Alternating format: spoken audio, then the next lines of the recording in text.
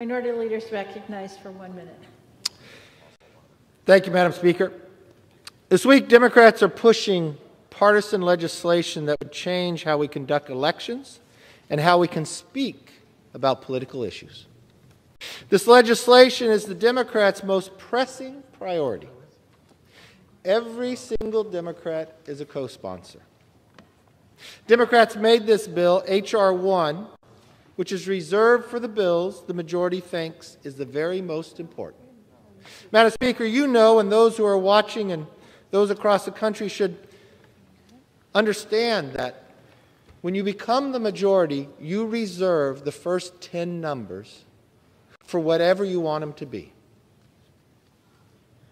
So this could have been H.R. 2, H.R. 3, H.R. 4, H.R. 5, H.R. 6, all the way up to 10 or go in the any other number. When I went out to talk to my constituents in the world of COVID, out of work, out of school, not one of them would think H.R. 1 would be something for politicians to protect themselves to get reelected. But every single Democrat believes that's the case. It wouldn't just be in my district, but I would say if you talk to any American, they'd say, back to work, back to school, back to health.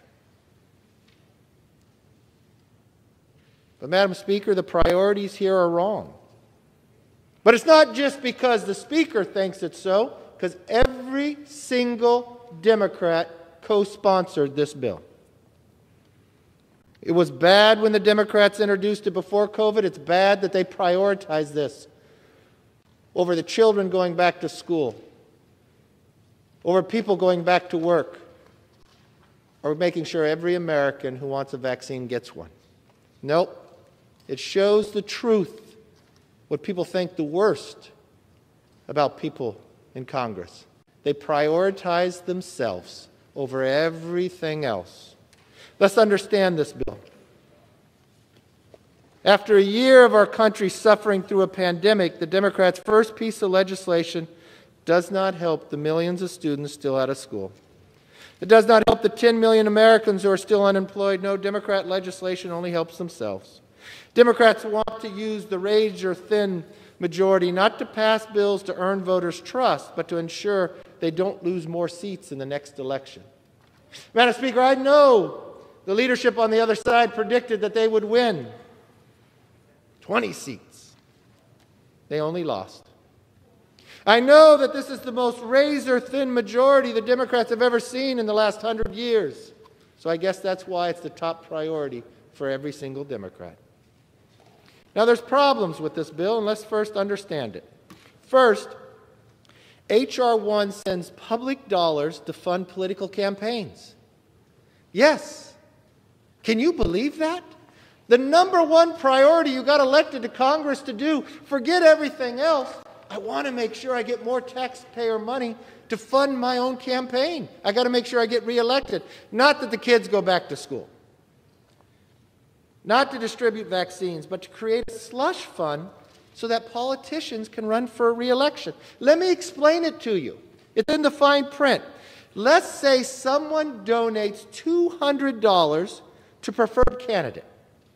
Under H.R. 1, taxpayers now must chip in not $200, but $1,200. Where in the world can you get that type of return on your investment? That's amazing. You talk somebody into giving you $200 for your campaign, so the taxpayers now have to give me $1,200.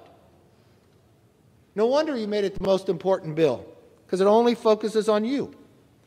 Democrats want to raise this money through new fines on corporations, which the government will use to pay for campaigns and political consultants. I guess Democrats don't actually believe corporate money is bad in politics. Because today, corporations can't give. I guess they found a loophole to help them. Second, H.R. 1 weakens the security of our elections by making it harder to protect against voter fraud.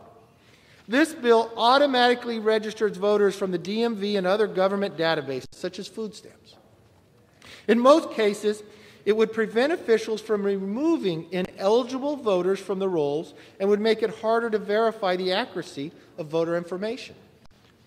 Currently, an estimated 24 million voter records across the country appear to be inaccurate or invalid. And as we saw during the pandemic, this created chaos and confusion. It doesn't matter if you're a Democrat, Republican, or Independent.